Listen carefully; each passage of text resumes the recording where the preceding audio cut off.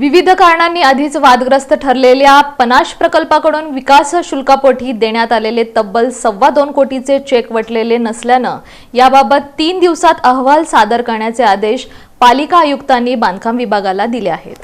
सोलापूर विजयपूर या राष्ट्रीय महामार्गावरील वादग्रस्त ठरलेल्या पनाश या बहुमजली इमारतीची वादग्रस्त प्रकरणं सातत्यानं समोर येत आहेत। उभारणीतील एकूणच सावळा गोंधळ, अनियमितता, पालिका अधिकारी आणि बिल्डरची मिलीभगत तसंच यातील अनेक चुकीच्या गोष्टी धक्कादायक आणि चक्रावून सोडणाऱ्या आहेत। चौकशी कारवाई यांची टांगती तलवार कायमच पनाश इमारतीवर राहिली आहे। आता ही चुकीच्या कामाची, फसवणुकीची, भ्रष्ट मार्गाची मालिका संपलेलीच नाही।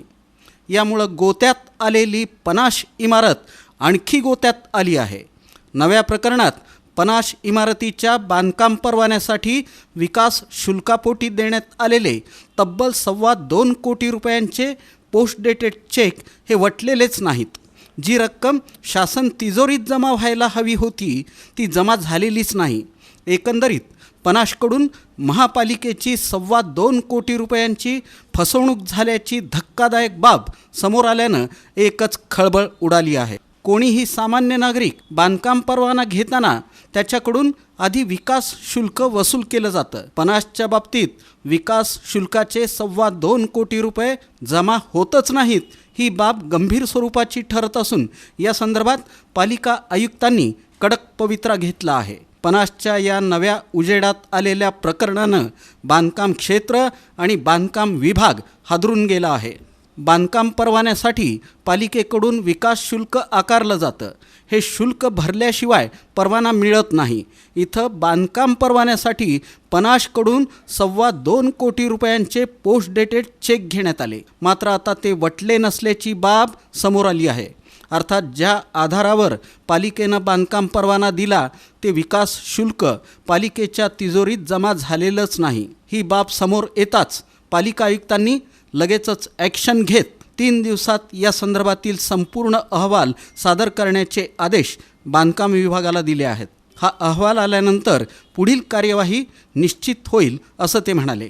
आज काही नागरिक आणि पत्रकारांमार्फत आपल्याला पनाश जी बिल्डिंग आहे त्याची आपण मला चौकशी केली होती। त्यामध्ये बऱ्याचशा अनियमितता आढळून आल्या होत्या। त्याचबरोबर आपल्याला जी माहिती प्राप्त झाली आहे त्यामध्ये काही पूर्वी म्हणजे जे बांधकामच्या परवानगीसाठी विकास शुल्क असतं त्याचे बरेचसे काही चेक्स, जे पोस्ट डेटेड चेक्स जे अलाउड असतात ते त्यांना अलाउ केले होते। पूर्वीचे जे बांधकाम परमिशन दिली होती ते चेक म्हणजे शासनाच्या तिजोरीत जमा न केल्याचं प्राथमिक दिसून येते। त्याच्या संदर्भात आम्ही आमचे जे डेप्युटी डायरेक्टर आहेत काउन्सिलिंगचे त्यांना चौकशी करून एकूण किती रक्कम शासनाच्या तिजोरीत जमा झालेली नाही हे आयडेंटिफाय करून मग साधारणतः जर समजा ती रक्कम जमा झालेली नसेल तर ती वसुली त्या संबंधित ती एजन्सी असेल, ती बिल्डिंग असेल किंवा सध्या आता ते औसा ॲक्टकडे गेलेलं आहे म्हणजे आपलं जे ड्यूज असेल ते ड्यूज त्या संबंधाने कळवण्यासाठी आम्ही आसपत्र देतो आणि ही जी बाब आहे आम्ही ऑलरेडी ज्या अनियमितता झाल्या होत्या त्या संदर्भात संचालक टाउन प्लॅनिंग जे कोणाचे आहेत त्यांच्याकडे सुद्धा आम्ही जे कर्मचाऱ्यांचं जे आहे तर ही बाबसुद्धा त्यांच्याकडे फॉरवर्ड करून त्या काळात कोण अधिकारी होते त्यांची जबाबदारीसह त्यांच्याकडे मी हे पाठवतो। विविध कारणांनी बेकायदा कामांनी कचाट्यात सापडलेल्या पनाशला आता हे नवं प्रकरण चांगलंच भोवणार असं दिसून येत आहे। 2.25 कोटीची पालिकेची फसवणूक झाल्याबाबत येणारा अहवाल काय सांगतो आणि त्यावर पालिकेकडून उचललं जाणारं पाऊल महत्त्वाचं ठरणार आहे।